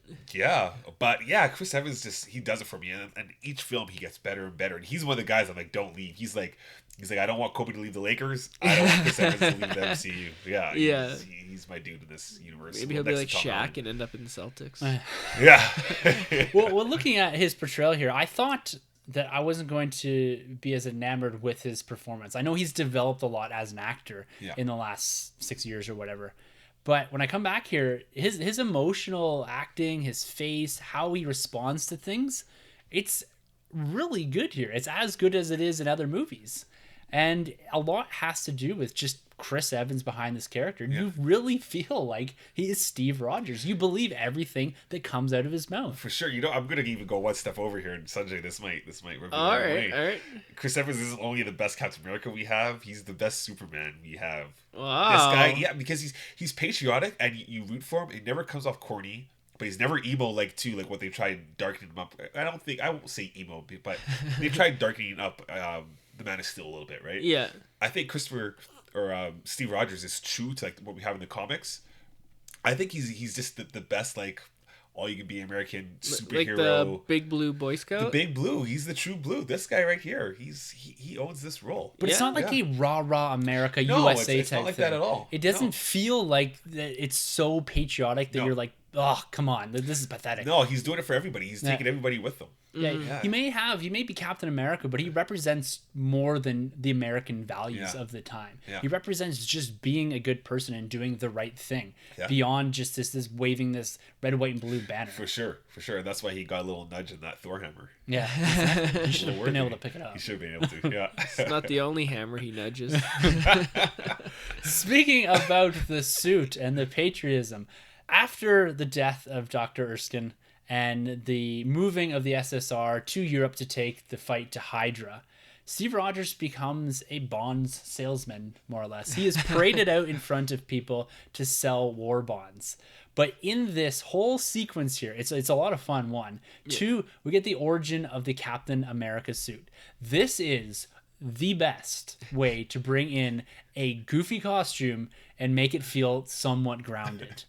I can't believe how well this was done. This whole American propaganda machine ramping up for the war, and we've inserted the one, the only Captain America into this, like putting him up on this huge pedestal and saying, go out and sell things. Yeah. And he just buys into it too. There's never any real resistance there. Like there is a little bit, but like he's in these propaganda videos and they're kind of dramatizing war a bit before we actually get to the real war in Europe. Yeah. Like this is a really great scene and a really great way to introduce what could have been a really dumb costume. Yeah. It's good. I remember when I did first initially watch this film, I was like, this part, I just wasn't into it. I felt like it dragged a little bit. Yeah. But you know what? Again, this is credit to Chris Evans here on his portrayal of Steve Rogers, because I feel like he, even though we didn't see scenes of him being hesitant of taking that role, there's a part when he's watching like the film and he gives it a smile, like, okay, I guess I can accept this. Yeah, people are cheering for him. Exactly. Yeah. So overall it's great, but I really do like how they made fun of the costume but still embraced it and used it in there. We get the shield, like the original cap shield, the triangle thing. Yeah, exactly. And then you get the the nod to him punching Hitler, which is like the comic cover. Yeah, that's right. We actually get the cover in here too. Yeah, that's right. Exactly. Yeah, all the kids are reading it, and it's going to GIs. That's really cool. Yeah. So it's like a nice parallel to what actually happened in the real world with the comic book. Yeah. Right. And I do like how this costume kind of leads into the other costume, not his final costume, but the one in between when we get like the ultimate helmet on. Yeah, that's awesome. Like that's helmet. Yeah, I want that hot toy because there's a hot toy out there. Oh, really? And the leather jacket. Yeah. And it's incredible. Yep. Okay. Yeah, like I really dig it. My only thing was like, so they were supposed to get an army of super soldiers, but they only get one. And what do they do with them? They trot him out to sell war bonds. I was like, put this guy in the front lines. Like, this guy's gonna kick ass. Like, what are they doing? Like, sheltering him. I never got that. Well, that was all Colonel Phillips. He's kind of said, I was promised an army and I got you. Yeah. But like, what are you gonna do? Like, it's like, oh, if I had like 1,000 nuclear warheads, but I only have one, I'm just gonna not use it. Like, that's a good point. That is a good point. Like that's my only like thing. Is like really like, but the sequence itself was good fun. Like Star Spangled Man with a plan. Yeah, love that. They should have that versus Iron Man in the next lip sync battle. Robert Downey Jr. could sing Iron Man, and then Chris Evans can sing that song. We have the Tetris dance in the background. Respect your elders, okay? I think with this scene though, a lot of the point of it is you get kind of the introduction, all this, but it is the brightest scene in the whole movie, and then the next scene we go to is war. Yes. Yeah. So I like what they did there. They made you feel all bright and kind of uplifted. This is what America felt like at the time. Well, now here's the reality of war. Right. Yeah. And they kind of hit you over the head with that. to me, that transition is one of the best in the film. Yeah. And it really puts into perspective what's going on in Europe during World War II and what the soldiers that he goes eventually rescues have been going through. So it's kind of a rapid mindset change for Steve Rogers to kind of adapt from, hey, I'm important here, but I get here and I'm just another soldier. So it's kind of humbling in a sense for Steve Rogers to go from holding a motorcycle over his head with planes going over and fireworks going off to just being a guy there and getting tomatoes and that thrown at him from the crowd. Right. And I think this is the point where the movie really kicks into a true Captain America origin story. This is when we get him really coming into that role of super soldier, getting that actual soldier mantra to him. And we get the reintroduction of Peggy Carter here. He meets up with Colonel Phillips, and he finds out that the crew that he was about to present to, or kind of show off to, was the 107th. That was Bucky's division that he was assigned to, and they get word that only half the guys came back from a fight against Hydra and half of them were captured here. And Captain America sets off on his first solo stealth mission, aided by Howard Stark and Peggy Carter. And this is when we really get to see him exploring, and well, there's the building of the costume, but exploring the power set amongst Hydra. And we get some cool fight sequences here, and also the introduction of the Howling Commandos. Nick Fury's Howling Commandos. It's like Dum Dum. He's great in this. He is. Neil McDonough. Man, I love that. And all these characters. Derek Luke is Gable Jones here. He's the guy that can speak French and German. Right. Yeah. He's fantastic. These are all from the 1963 Nick Fury's Howling Commandos #1. Wow. So it's a nice big callback to previous iterations of World War II comic books that weren't necessarily wrapped around Captain America. So it's kind of a nice insertion, a nice nod to the wider comic book universe of the war times of World War II. So this whole sequence here, again, it's not a big action sequence, but it serves the purpose of introducing you to another group of characters, similar to the way we got in Wonder Woman, as well as showing Captain America in uniform. And this is where we do get him finding Bucky again. And Bucky is strapped to a table, being experimented on by Arnim Zola. And this, I never really clicked for me until I watched The Winter Soldier that this is the point at where he starts to become the Winter Soldier. So Arnim Zola is experimenting on him here, and when he does eventually bite it by falling out of the train here, this is why he's able to survive. Yes, they're freezing him, but he has this enhanced strength, as you see in Winter Soldier. So I think some of that is supposed to be seeding this very early on. I never even picked that up. Oh. Yeah, so this is a movie that's 3 years out yet. We don't know how successful Captain America is going to be. We don't know how successful Avengers is going to be, but the script writers had enough foresight to seed something a bit different, and it's picked up in the origin of Bucky and Winter Soldier as well. But it's nice to see some of that here. That's pretty interesting, actually, because I guess, because I wasn't reading Cap at this point. I still don't read that much Cap, but I'm aware of like what's going on. But Winter Soldier was still like the run was done, but it's still pretty big in the back of my mind of those events, right? So it's pretty cool that they kind of capitalized off that and thought, let's go further if we're lucky, if we're successful. So it's cool to see that that's a plan they stuck to and it worked out. So that's really neat. This scene kind of reminds me a little bit of Hacksaw Ridge, actually, after watching Hacksaw Ridge the past year. Well, it's kind of similar events, right? Well, Andrew Garfield's character does, saving all those men, I think 200 plus men. I mean, obviously Steve Rogers here was at 400, and that was a true story. This isn't. But well, one's Cap, one's Spider-Man, right? Well, there you go. So you know where I lie with this one. But yeah, it's a great. This you're right. The movie really starts to pick up here. This is like the act that I really like from here forward in the film. And the tone and how he picks up his crew, the Howling Commandos there, which is pretty neat. He's been with a lot of teams because you got the Invaders, the Avengers, and the Howling Commandos. This guy he's an all-star. Everybody wants him. So or he keeps getting traded. But he's the leader every time. Well, he landed on the Avengers, so he works his way up to people. And it's also here that we get, as you mentioned before, the face-off between Captain America and the Red Skull, and the final reveal of the Red Skull. And again, this plays into this movie picking up momentum here, is that we've got Captain America for the first time being Captain America, and 5 minutes later, we've got the Red Skull pulling his mask off, which is a really cool reveal. Yeah. Like, I like the idea that it was falling off, as you mentioned before. Really scary. And eventually yanks it off. The makeup looks great here. It doesn't so look good. ridiculous. It looks good still even now. Yeah. I thought. Like, it does, like, they could have really went more of a CG route with it, but the fact that they went practical, and Hugo Weaving behind that, is something we really haven't talked about much. His accent's great. Yeah. It doesn't feel forced. And the whole character, how he carries himself. Like, Hugo Weaving nails this character.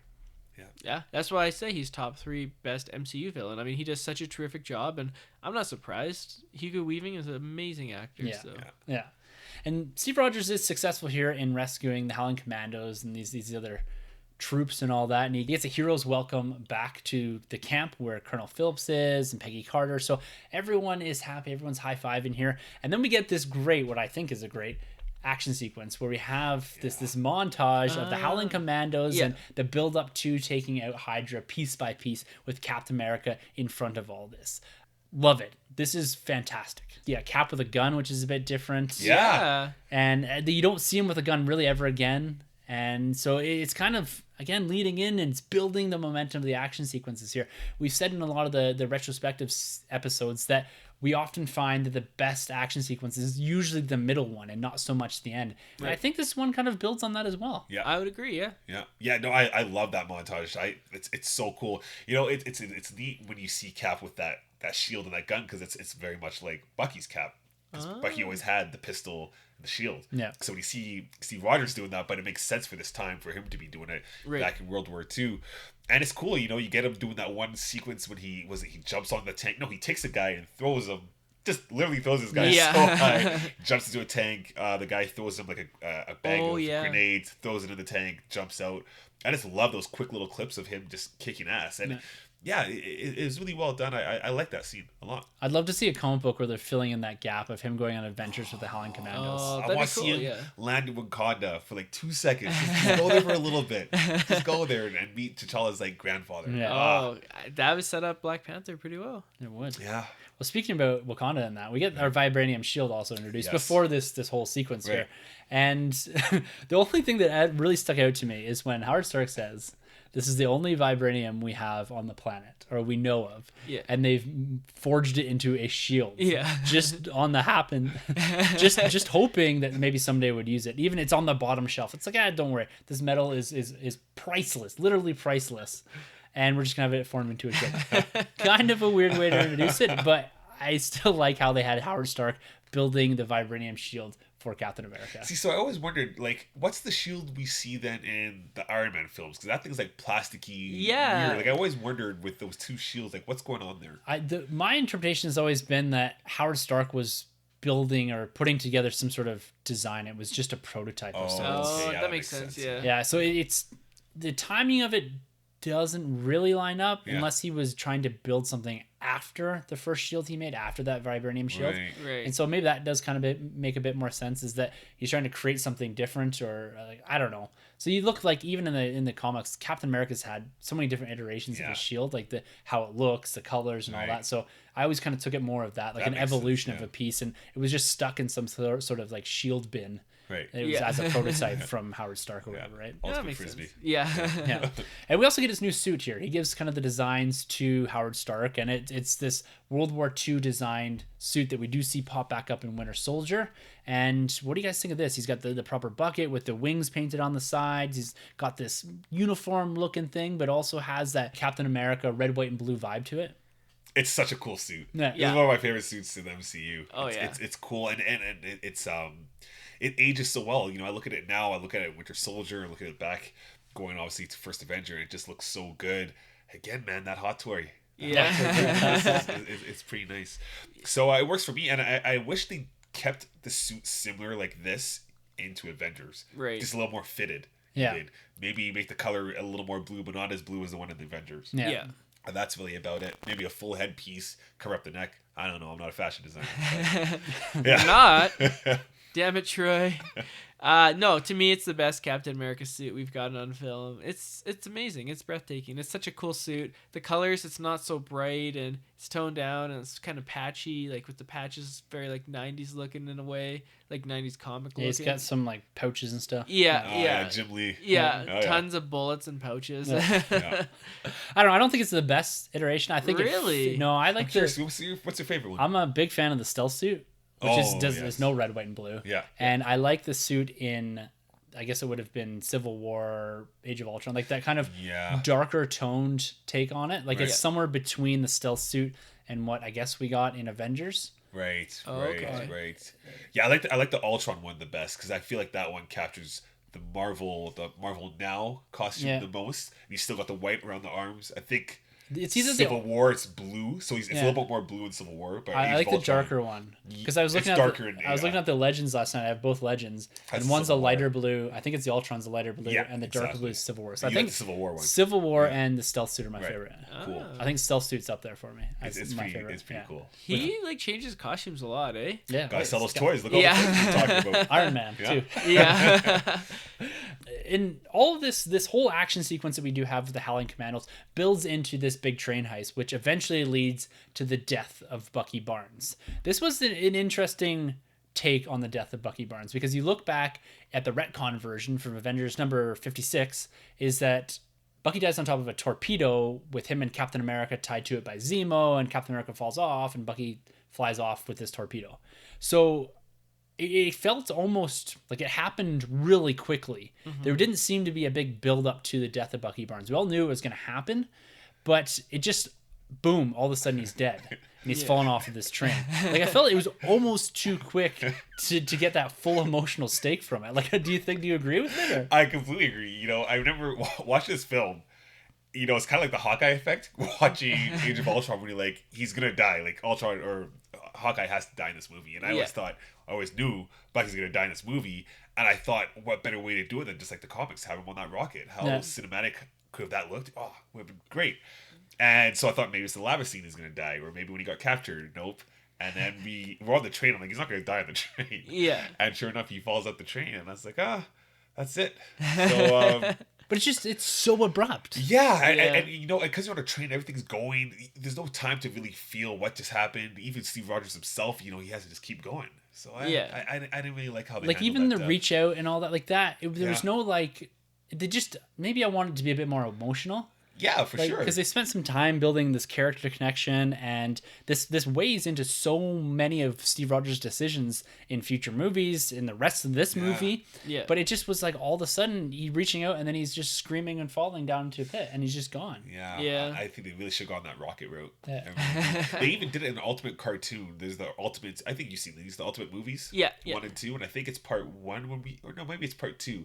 They do a little origin story, and you see him and Cap on the final adventure, and Bucky, you know, bites it on the rocket. I have to rewatch this. But maybe they've done it so many times, they want to do something different. Well, I agree with doing something different, but why didn't they go look for him? Because clearly the Russians picked him up and dragged him back to the base. Yeah, where are the Russians? Like, where did he fall? Is this Norway or No, it's in Europe. Well, the Russians were all over the place in World War II too. Like, they're the same way as the Americans. Like, everyone had their bases everywhere and all this stuff. So it makes sense that the Russians found them. It depends on I don't know the exact timing of all this, how long they spent and exactly where they were at this point. They seem to be pretty far into Germany, I think, at this point. So there was a point at which the Americans and Russians kind of met almost at Berlin towards the end of the war. So it's believable that the Russians would have picked them up. Makes sense. So, but I bought it. Yeah. And as this movie kind of comes to, like, we talk about the pivot point being when he becomes Captain America, like when he really starts fighting in World War II. But the end of this movie is quite quick. We've got him doing this in this action sequence, the death of Bucky Barnes, and then we've got more or less the last stand of Hydra. And that all happens quite rapidly. We spent the majority of the film getting to know Steve Rogers and not so much the action. Did you feel that there's a lack of action in this before we get to this final fight sequence, before this last stand of Hydra? Or do you think it was a fair development of a character into a point where I'm happy with the action that we got here? Yeah, I was happy with the action that we got here, especially nowadays when I feel like, and I did like Wonder Woman, and it's not just Wonder Woman to blame here, but you're always guaranteed the final fight scene is just full-blown action, die hard, just Michael Bay blowing up stuff. It's crazy, and I really do appreciate this tone, this path that they decided to go on, where it's a little more subtle. So I like it. I was never left this movie being more hungry for action. I really like the action scenes that we got in this film. I was always satisfied, at least. Yeah, I mean, the ending scene, I would have liked to see a little bit more Cap and Red Skull fighting. It's just so iconic, and I hate to see that it's over now. Yeah. But yeah, no. It is pretty quick. The action scene itself is kind of crazy. Like, you have Hydra using like these sci-fi weapons, Oh yeah. and then just blowing up people like into like little like putties, and then you have like the The chopper sequences though, those are awesome. oh, that was unreal. Or the Yeah, rockets. I don't know. Yeah. The Yeah. Jets. Yeah. Fighter jets. Yeah. but I liked it because I mean, this movie was meant to set up Captain America, and it did its job. And now he's. I don't think he's the most popular member of the Avengers, but he, as I said many times, he's the heart of the Avengers. So Yeah, definitely. And as we're building into this whole last stand with Hydra and that, one thing that I noticed that they did and they really strayed away from, and they kind of acknowledged it right in the film, was the idea of Nazis versus Hydra. The Hydra was this deep science division that was going to start to target the Nazis as being still part of the enemies. Do you think that was a conscious decision by Marvel, by director Joe Johnston, to remove the Nazis from the fray here and not have such a true evil villain and not having to deal with things like the Holocaust and acknowledge these type of things? Like, I think it's important that we all recognize that, but do you think it made the movie a bit lighter because we weren't dealing with the atrocities of war, or at least of World War II, and it was more about Hydra wanting to be basically in power of the world? This movie, I guess it still wasn't the Disney buyout at this point. No. So No. they still had free range to do whatever they wanted. So I think it's purely just director decision, just to kind of maybe stay away from all the World War II Nazi. Maybe just to do something a little different. I could be wrong. Because if this was Disney today, for sure they would have gone the same route. There's no way they would have done the whole. They stay pretty far away from swastikas. Yeah. And stuff like that. Like they mentioned Hitler and the fear and all that. And Yeah. So there's some of that there, but at the end, it's pretty subtle, I would think. Yeah. yeah, It's hard too because they've got like the same flags with the Hydra symbol on that, and it Right. kind of replaces the Nazis with Hydra to a degree. And you see that even in the comic books now. Is that Hydra, like even in this most recent Captain America run, it's Hydra is trying to circumvent the Nazis and Adolf Hitler to become the overall power in the world. So you do see some of that already, and I think some of it was just purely this is a bit easier of a story to tell. We can do a bit more of what we want. They're a bit more of this fantastical element of Germany of World War II. yeah, And you see that in the planes and, like you said, their weapons and all that. And so that's where you kind of straddle that line between adapting something in true form in World War II and being a bit more comic book-esque about it. yeah. So like you said, Troy, here and Sunjay, this last fight sequence takes place up on this huge plane where we have the Red Skull and Captain America going at it. We see some hand-to-hand combat before that.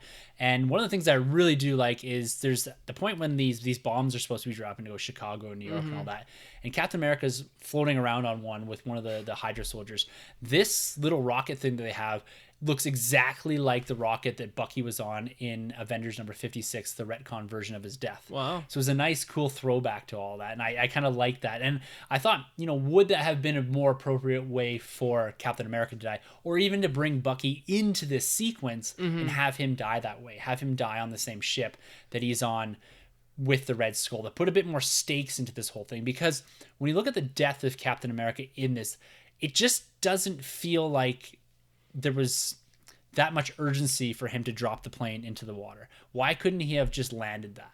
Yeah. Like, did they ever really establish the idea that he had lost control of the plane, or that this was like Maybe he's not a pilot. I don't know. well, he was in flying that little thing Yeah. before. Yeah, Like, he was he whipping could around have on just that thing. Wikipedia it. It was back in the days before cell phones, man. It just felt to me that this whole last piece, I never really bought the fact that he needed to ditch this plane. And like, I know we need to get there for a story purpose and for an overall. What was it? Wasn't he about to fly over a city eventually? If he did, said he he had a was- certain amount of time before he had to hit the water. If he didn't hit the water, then it'd be too late. Then they would release the bombs or something. But all the bombs were gone. It was more I that think it's like, the ship causing damage to like a town, right? yeah, but it was heading for Is it New York Chicago or or New York or whatever, something like that? the East Yeah. Coast. Yeah. But like he was only in that plane for 10 minutes. Even if it was supersonic, it'd still take hours to get to the East Coast from Germany. He should have just jumped out of it like Winter Soldier. Well, he should Yeah. just turn a bit to the right and flew up to the Arctic. I don't know. Yeah. I just felt like you could have done a little bit more with this scene to make it was still emotional because you had that attachment to Peggy Carter and you really liked Steve Rogers. And Yes. you knew where this was going. It was Right. basically telegraphed at the start of the film. Oh yeah.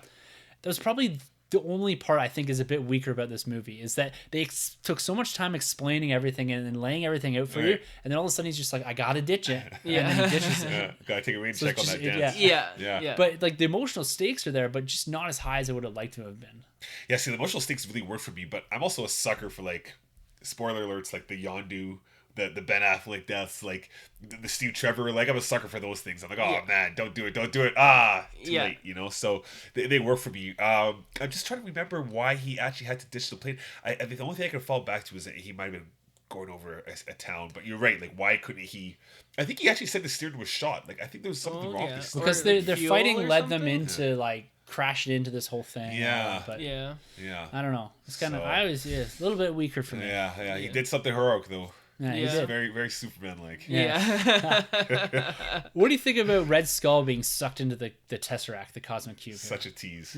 Yeah. Such a tease. Because now he can come back. And we have not been paid off yet. Yeah. I don't think we're going to, personally. I don't Yeah, think so. I would never say never. I mean, if Spider-Man made it into the MCU, Red That's Skull can true. definitely come back That's someday. I mean, we still have Abomination out there. We still have Red Skull out there. 'Cause, I mean, these guys could be in the cell in Civil War comic book. What's that cell they had? the what do you prison. call it? Oh. The raft. I think Yeah. it was the The raft, right? Yeah. Or Slash maybe- negative zone. Yeah. They make reference to Abomination being in some jail up in One the of the Arctic. one-shots, right? Yeah, Was in it Agents of Shield, I Agents think. of S.H.I.E.L.D., Yeah. Okay. Oh. I just really think, you know, we are lacking Red Skull. It would just be really cool to see him pop up eventually. And I love the whole idea you mentioned, just like the masking. It would work for me. It's a classic maneuver, you know, seeing someone do that masking. But I Yeah. think with Red Skull, when he's done already here, it would make sense to see him in further films do that. Yeah. Yeah. And so then as film comes, we set up with the Tesseract, the MacGuffin for the Avengers. Yeah. We've seen that teased at the end of Thor, and Howard Stark is the one that ends up with it. So this is why S.H.I.E.L.D. has it in present day. So we nicely end there. We've got Captain America frozen in the ice, and we cut to Captain America awake again, sitting in what appears to be the 1940s. Yeah. And he quickly picks up that it's cool with the baseball game too. Oh. And he quickly picks up that this is all fake, this is all set up, and then he ends up in Times Square and is approached by none other than Colonel Nick Fury, Right. Yeah. connecting up the whole MCU here again. We've spent this whole movie seeding little bits and pieces in here, and this one just really hits you over the head. This is, for me, this is as impactful as that you're part of a bigger universe now. Nick Fury was in Iron Man 2. He's now showing up in Captain America, setting up his appearance in the Avengers. What do you guys think about how this ends? Is this an appropriate way, or should they have waited to do this until Avengers? No, this is the best way. Yeah. I lost Yeah. my mind when I saw this in theaters. I just thought it was so cool because we're finally seeing everything really come together. He's a man out of time. You know, when he escapes and he's in Times Square and he's looking around, like that scene is just, for me, it's classic. Yeah. It really is. And again, it falls down to Chris Evans and what he's done with this character. And it's so good. And yeah, how he calls it, he's like, no, I was at that baseball game. I was there. Yeah. Yeah. I know, who are you guys? And it just makes sense of why he would do those things, his actions. So I liked it. Yeah, Sunjay? totally. It makes the film end on a happier note as opposed to kind of a downer note, and it gets you kind of amped up and ready for the Avengers, which is the whole point of this movie, and they succeeded. Yeah, definitely. And the end credit sequence here. Yeah. We've got a scene Yeah. directly out of the Avengers, him punching the punching bag. Love that. And then we cut to a trailer, the first trailer for Marvel's The Avengers. Wow. I lost my mind on this one. The only thing I remember thinking, though, is that this looks amazing, but Thor's hair is way longer. And it kind of looked funny. I was like, oh, wow, it really looks like a wig. Yeah. In hindsight, it doesn't. It's fine. Yeah. But I just, for some reason, that thought sticks out in my head. And sitting in the theaters, I was like, oh, that looks kind of different. See, it's funny. I thought the opposite. I liked Thor. I thought Thor looked better this time because I felt in Thor 1 there was like some weird makeup Oh, yeah, kink that was issues awful. going on. I was like, Yeah. this is weird. But yeah, that trailer, man, that was something else. To see in the big screen in theater. I mean, you experienced it in theaters, right? Yeah, So Yeah. so to see good. that was just crazy. So Yeah. good. And it was the first time we got like a trailer as an end credit sequence as Yeah. well. Yeah. It wasn't something just subtle that was teasing. This was like a scene right out of Avengers and then the freaking Avengers Yeah, Yeah. the hype was real. It was Yeah. Oh, crazy. yeah. trailer. Yeah. I came out of that just being like, give me all the comic books. Yeah, I gotta go back and watch that. Yeah. Yeah. All right, guys. Well, let's wrap it up here. Let's end with our say on a recommendation. Do you guys recommend Captain America: The First Avenger? Sunjay. Yeah, totally. It sets up the rest of the MCU. It sets up the Avengers, and you cannot go through the rest of the MCU without seeing Cap's origin. Was it one of their stronger films? That's up for debate. I think there were some weaker moments on this. But, and as a whole, I think it works, and you definitely got to see it if you're going to continue on this journey with us. So if you have a chance, check it out. Yeah, this is a must-see. I totally recommend this movie. This is 5 Cap Shields out of 5 Cap Shields. This movie is great. It still holds up to this day. Doing this whole series with you guys, it's been great. And going back to some of the films that I did like a lot, didn't hold up to me so much now. But this movie still does, if not more so. So I'm really glad to the time to revisit this movie. And yeah, I totally recommend it. It's a must-see. You got to watch this movie for the continued universe expanding or continue universe building. Yeah. Definitely. You guys all know what my recommendation is here. Of Tim course, hates this is of course this is a recommend from my end. Like I said at the very start of this is the linchpin of Phase 1. This is, I would say, other than Iron Man, the most important movie in Phase 1. This is what connects a lot of it together, and this is what builds us into the Avengers, what then becomes the pinnacle of the comic book movie and the real start to the cinematic universe. You get it seated here, and it blossoms in the Avengers. This connects everything up. This makes us feel like a cohesive universe, and we get Evans here. We get a great portrayal of Red Skull. This is a Captain America movie I think that we all deserved, and then this really launch pads the rest of this franchise, this Captain America-centric franchise, into what we have now, which eventually becomes Captain America Civil War and all that. So yes, definite recommend. This is amongst my favorite of the MCU movies, even including Phase 2 and all that. This is definitely my favorite Phase 1 movie. Wow. I think it's hard because I love Iron Man, but for me this movie does so much more for the universe while also still feeling like a solo origin story movie. So yes, definitely a recommend from me. All right guys, well that almost concludes MCU Retrospective Phase 1. We've got one more movie here, which is going to be the Avengers, which we will be reviewing in August. We've got next coming down the pipe here is Spider-Man Homecoming. That is going to be part of our MCU Retrospective series. And make sure you guys are taking this ride with us. We've got a nice little back catalog now. You can go all the way back to Iron Man. You can find them on our Podbean page, which is a nice little link on the bottom to the MCU Retrospective series. And we've got a few other things coming down the pipe here that you guys should be looking out for that are going to enhance the experience of the MCU Retrospective series. Make sure to tune in this coming Thursday, episode number 79 of the Nerd Room podcast. We've got a big announcement that will impact the MCU Retrospective series as well as our podcast series in general.